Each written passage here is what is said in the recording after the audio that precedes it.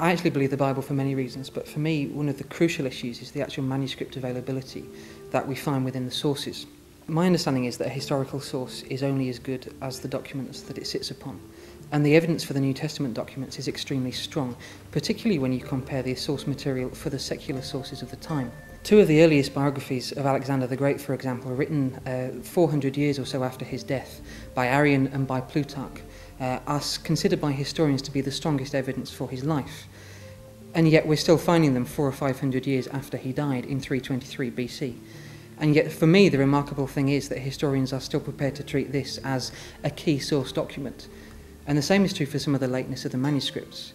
If you take, for example, the Annals of Tacitus, written maybe 100 or 110 AD, the earliest available manuscript for him is not found until 850 AD. It's the same for the letters of Pliny, it's the same for the lives of Suetonius. The Bible manuscript evidence is much more compelling than some of the secular sources. If you take the earliest surviving codices of the New Testament, Codex Vaticanus and Codex Sinaiticus, they both date from around about the middle of the 4th century AD. Now that immediately closes the window on the sources to a much shorter period than, for example, the Annals of Tacitus or the works of Pliny. And we can even push it further than that. If you take the earliest surviving manuscript fragment, which is one of the Rylands papyri held in the John Rylands Library in Manchester, we actually find that there's an early fragment of the Gospel of John. It contains just a few verses from John chapter 18.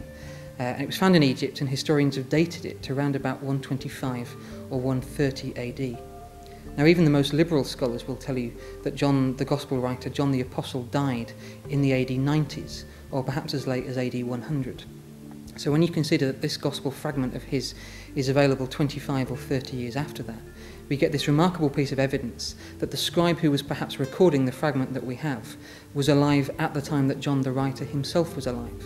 In other words, what the document does is take us right to the very heartbeat of the gospel message, and it gives us something really significant to work with.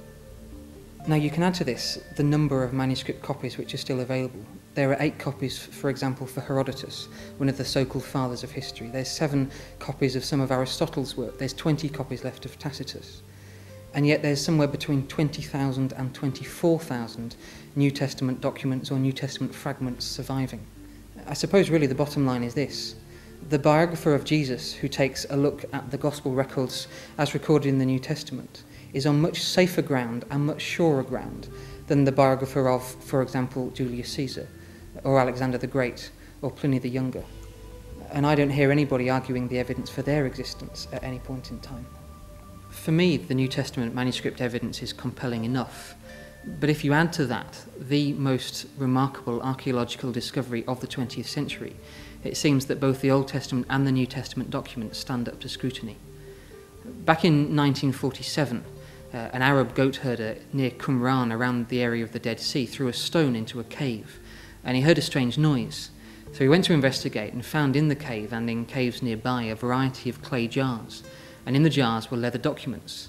And what he didn't realise at the time, but what archaeologists and historians have later discovered, is that he had found what's become known as the Dead Sea Scrolls, the most incredible manuscript discovery of the 20th century.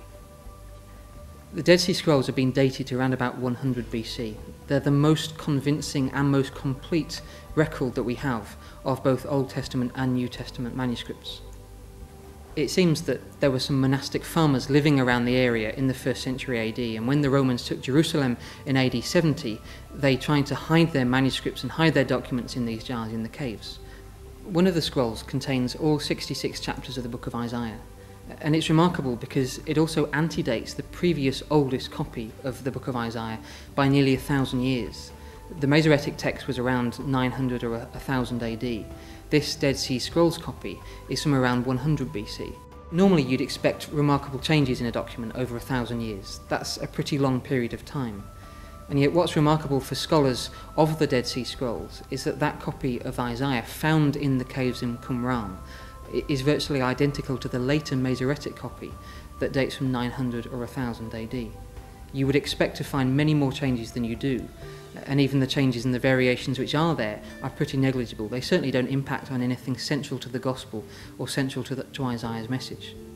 I've spent a lot of time working with old manuscripts and working with old books, And it seems to me that the Bible more than passes the tests that historians lay down when they work with ancient source material.